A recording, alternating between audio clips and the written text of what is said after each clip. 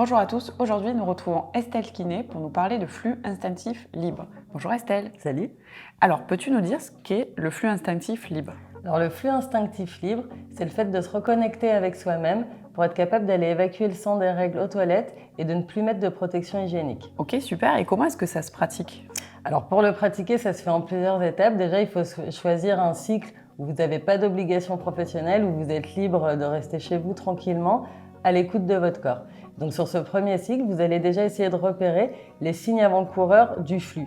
L'écoulement, il n'est pas permanent, ça se passe par flux, donc vous essayez déjà de repérer à quel moment ça coule. Donc là, à ce moment-là, il ne faut pas avoir de cup ou de tampon, évidemment, il faut mettre une culotte de règle ou une serviette menstruelle. Surtout pas de protection interne, parce que le but, ça va être de repérer la contraction de l'utérus, le sang qui coule à travers le col, le sang qui coule à travers le vagin et le sang qui arrive au niveau des lèvres. Donc déjà, ça, c'est la première étape, de prendre conscience de son flux et d'arriver un peu à trouver les signes avant-coureurs. La deuxième étape, ça va être d'être capable de ressentir cette modification dans le corps et du coup d'aller aux toilettes pour l'évacuer. Donc sur les premiers cycles où vous allez le pratiquer, forcément on va parfois aux toilettes toutes les 20 minutes parce qu'on a des signaux qui nous paraissent les bons mais qui sont des fausses alertes. Donc là c'est vraiment une phase de réglage importante où il faut être encore une fois assez tranquille chez soi.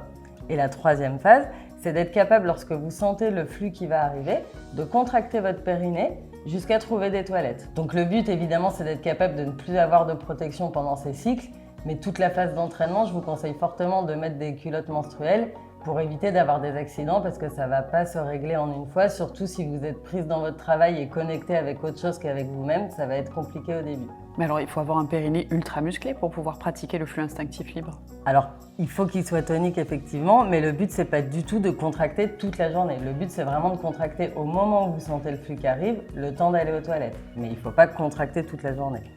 Y a-t-il des risques à pratiquer le flux instinctif libre? À mon sens, non. Alors, peut-on le faire quand on a des flux très abondants?